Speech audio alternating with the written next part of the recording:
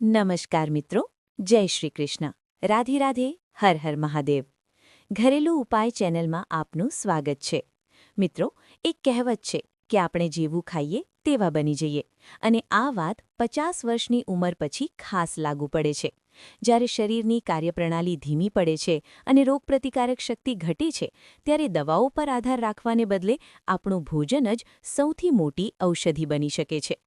આજે અમે તમને 50 વર્ષની ઉંમર પછી જરૂર ખાવા યોગ્ય 7 મુખ્ય ખાદ્ય પદાર્થો વિશે જણાવીશું, જે સંજીવનીની જેમ કામ કરે છે. વિડીયોમાં આગળ વધતા પહેલા, જો આ માહિતી ગમે તો વિડીયોને લાઇક શેર કરજો અને ચેનલને સબસ્ક્રાઇબ જરૂર કરજો. ચાલો શરૂ કરીએ. નંબર 1. દૂધ અને દૂધની બનાવટો. 50 વર્ષ પછી કેલ્શિયમની ઉણપ સામાન્ય બની જાય છે. તેથી હાડકાને મજબૂત રાખવા માટે દૂધ, દહીં અને પનીર જેવા ડેરી ઉત્પાદનોમાં રહેલા કેલ્શિયમ અને વિટામિન ડીને તમારા આહારમાં સામેલ કરો. રોજ 1 ગ્લાસ ગરમ દૂધ જરૂર પીવું. નંબર 2. મેવા અને બીજ.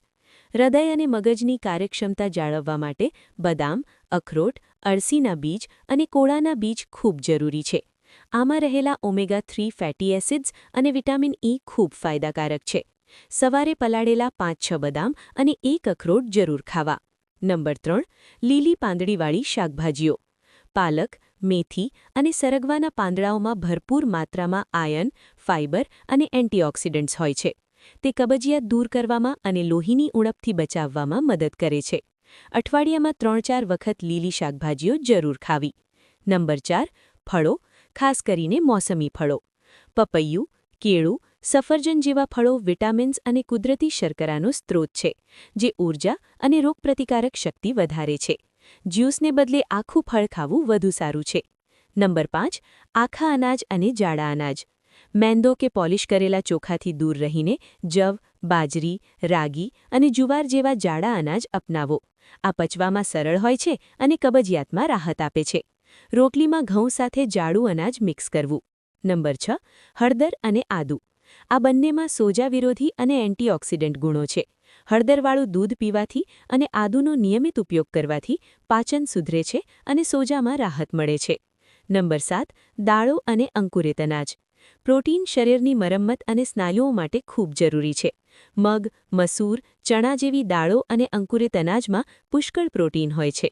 રોજ 1 વાટકી દાળ ભોજનમાં જરૂર સામેલ કરવી.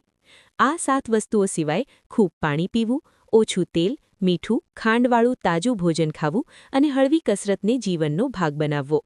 ભોજન જ સૌથી મોટી ઔષધિ છે, આ મંત્ર યાદ રાખો. આ સાચા ખોરાક અને જીવનશૈલીને અપનાવીને તમે રોગોથી દૂર રહી શકો છો અને ખુશીને પણ જાળવી શકો છો. જો તમને આ સરળ અને અસરકારક ઉપાય પસંદ આવ્યો હોય તો વિડીયોને લાઇક કરો અને તમારા મિત્રો સાથે શેર કરો. આવી વધુ ઉપયોગી ટિપ્સ માટે ઘરેલું ઉપાય ચેનલને સબસ્ક્રાઇબ કરો.